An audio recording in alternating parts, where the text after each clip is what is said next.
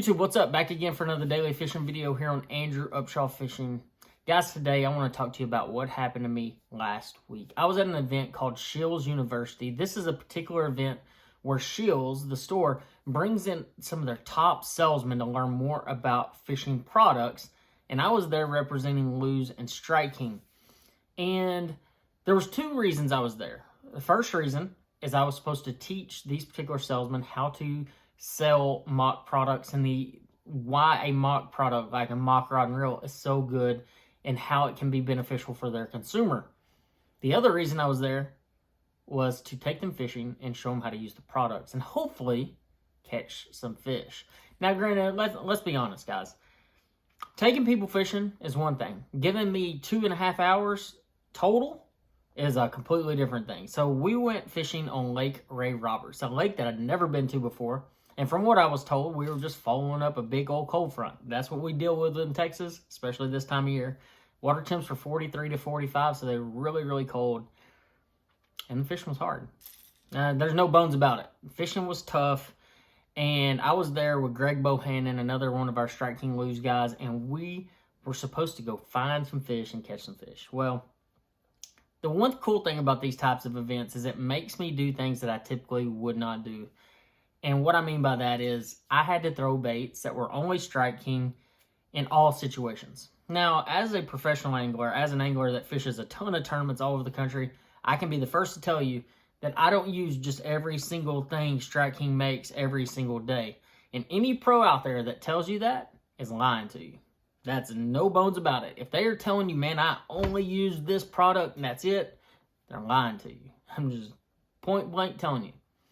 So in this particular event, I decided I was going to throw the KVD 300 jerkbait. This is not a jerkbait that I've spent a lot of time with. It's one that I'm really learning as I go along. Now, the cool thing about throwing a jerkbait is it's something I've done for a really long time. I've thrown literally everybody's at this point. As new as the only one I haven't thrown is that new Shimano World Minnow. And I honestly don't know much about it, but I haven't thrown that one just because I can't get it. But all the others I've thrown, Megabass, the Lucky Strike, the Yozuri, the new Yozuri that came out, I've thrown all of them, and they're all good. Especially with forward-facing sonar. You can really pick apart fish with these particular jerkbaits. The one thing that I've learned, though, especially with forward-facing sonar, is that these fish are getting conditioned to the same baits getting thrown at them all the time. What I mean by that is 10 years ago, you could take a Megabass jerkbait, which is like a $25 to $28 jerkbait, which is ridiculous, by the way. But you could take that jerkbait, because nobody had it 10 years ago, or hardly anybody, and you could catch a fire out of them. I mean, and some big ones, too. These days, it's probably one of, if not the #1 selling jerkbait in North America, and that means everybody has one, or a couple of them, for that matter. And everybody throws this particular jerkbait. Well, the more and more these fish see it, the more they're not going to bite it. And that is an absolute fact. They get used to sounds. They get used to the body shape, size, etc. So that's when I like to turn to new baits. You know, I've tried everybody's out. Well, today, or that week, I got to try this one out. So we get out there the first day, and I roll up on a real big community hole looking thing. And I'm throwing a flat side. I'm throwing a new Chick Magnet flat side, and I'm burning down the banks. And the water's real cold. And the one thing I noticed is the water was really clear. When that's the case, it's really hard to catch them on a flat side. You can, but most of the time, I feel like the fish won't slide up shallow enough to where you can actually catch them on it. Therefore, you need a little bit dirtier water. Even if it's cold, that dirtier water really helps bring those fish a little bit shallower. But that clear water, not so much. So I'm going down the bank in this one spot, and I hadn't caught one yet. And I'm going down the bank, and I see 3 on my forward-facing sonar. They're kind of sitting, like basically I went over them. And they all look like big ones. But, you know, when you see them and you're going fast, you're like, man, that's a big one. And I saw 3 of them. I'm like, oh, there's 3 big ones right there. I didn't catch any of them. I just marked it and kept going. Well, later on, I catch a 5-pounder throwing the KVD 300. Pro blue color, and the wind was just ripping. Bohannon caught him 3 or 4 throwing the KVD 300. He was throwing a different color. He was throwing more of a white color. And I was throwing more of the pro blue. Well, where I was fishing, the water had kind of gotten stained from the wind and all that kind of stuff, and I think that was part of the reason I didn't catch them. So I switched to a crystal shad the next day, and I caught one almost 4.5, 4 3/4, And then I caught another one that was around 3, and then caught another 4. And I'm like, heck yeah, man, like, kind of smoking on them now. And it got time to take out another group, and I'm running down the lake, and I'm just trying to hit different stuff every period. And it was like 50-minute periods, 3 different times each day. And so I'm just trying to hit new water. Well, the second period of that day, and we only got to fish 2 days, the second period of that day, I told the guy that was with me, there's only one guy with me, his name was Logan Teal.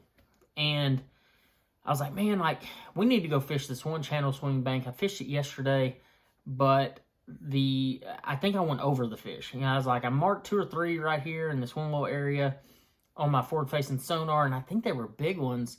Let's go take a jerkbait over there and let's see what happens. Well, it was dead calm, and which typically is not the best conditions for a jerkbait. But what I've learned over the years is when it's dead calm and the water's clear, you gotta have to change up a few things. Typically, you got to change up your retrieve, and I like to change up my color some. So, like I said, the day before, Bohannon was catching more on white. Even that morning, I was catching quite a few more on a more white jerkbait. So I switched back to Pro Blue, and I start going down this stretch.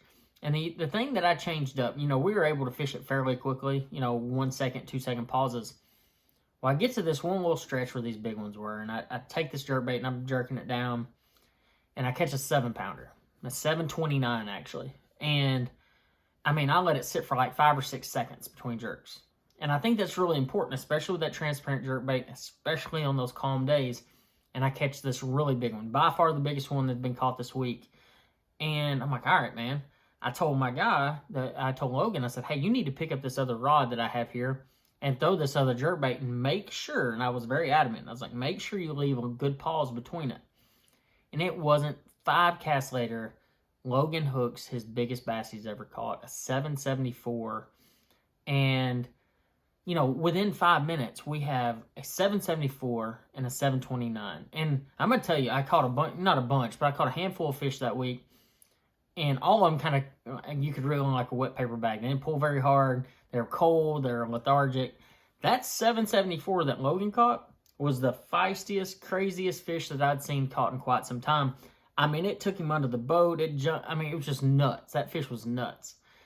And he caught it on the KVD 300. He caught it in the crystal shad color because I just had him pick up another one of my rods because I had Pro Blue and crystal shad on. So we catch those two. We break his personal best, which was, I'm just going to tell you, probably one of the coolest things I'd seen. I was so fired up that he caught that particular fish. But what it showed me, because there was not very many people that caught bass at the event at all. Bohannon caught some more that day. He caught like another couple 5-pounders and like a 3-pounder, all in the KVD 300. And everybody else is throwing mega bass and Lucky Crafts and all these others and not catching anything. But we're taking this, and the interesting thing, this is the very interesting thing, and I think this is really significant, and I hope that if you are still watching this, you can catch this clue. We weren't seeing any of these fish on our forward-facing sonar. Almost zero, actually.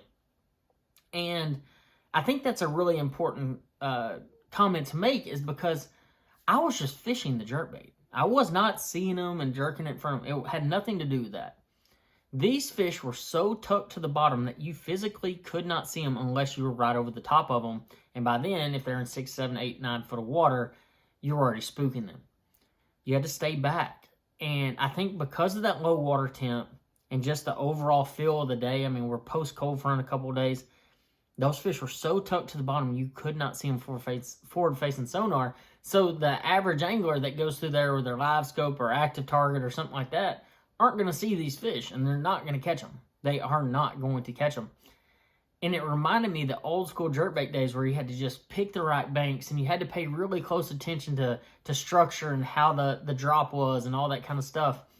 And this particular jerkbait drew those fish up off the bottom. So there's a couple things about this jerkbait that I find more unique than others. And I honestly wish I'd have figured it out before, because I think I could have won a lot of money on this jerkbait. Is one of my biggest pet peeves with jerkbaits is the hook size. And I always change the hooks and all that stuff. And I'm saying you should probably still change the hooks on this one. We threw the ones that came straight out of the pack. We didn't change a hook or anything. The one thing you're going to notice on this is it has larger than average treble hooks. This has size 4 trebles. Show me another jerkbait that you can throw out there that will suspend with size 4 trebles, and I'll wait. Because this size jerkbait that throws that big a treble is almost impossible to suspend. You can take a Mega Bass, you can take a Lucky Craft, you can take all those jerkbaits. If you put a size 4 treble in there, it's going to sink the bait. This one's suspended perfectly.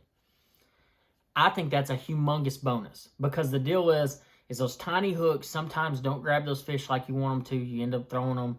We never had a fish throw our jerkbait the entire time we were there. And I think a lot of it had to do with the fact that you were able to use larger than average treble hooks. The other thing is the fact that it's suspended in 42 to 45 degree water with the size 4 treble. So if you're a jerkbait fisherman, you know how rare that is, right? You do. Because if I was to put even just one size 4, even a size 5 on the front end of a Mega Bass in 43 degree water, it's going to sink the bait. It does. It sinks it, especially with fluorocarbon. So, which in sometimes is a good thing because it helps you get more depth out of your jerkbait. But in this particular situation, you needed that jerkbait sitting and hovering and sitting perfectly level, because that's what was making those fish draw out of that cover to come eat the bait. The other thing is paying really close attention to color and detail. When the wind slacked off and it got dead calm, paying attention and switching to that color jerkbait, that Pro Blue color. And I don't think there's a lot of colors you got to have in a jerkbait. You know, Pro Blue, some kind of white or bone color, and maybe a perch color if you go up north, a gold, something like that. But paying attention to those color details was a huge factor. And throwing it on 10-pound line, that contra fluorocarbon, super tough. And I never felt like I was going to break the fish off, even with 10-pound line. But it allowed that bait to get maximum depth, which was like 6 to 7 foot. I mean, because I watched it a lot on my forward-facing sonar, I was able to actually get that jerkbait deep enough to draw those fish out of that deeper cover. But overall, a fantastic experience. Logan caught that 774. Bohannon caught some big ones. I caught some big ones.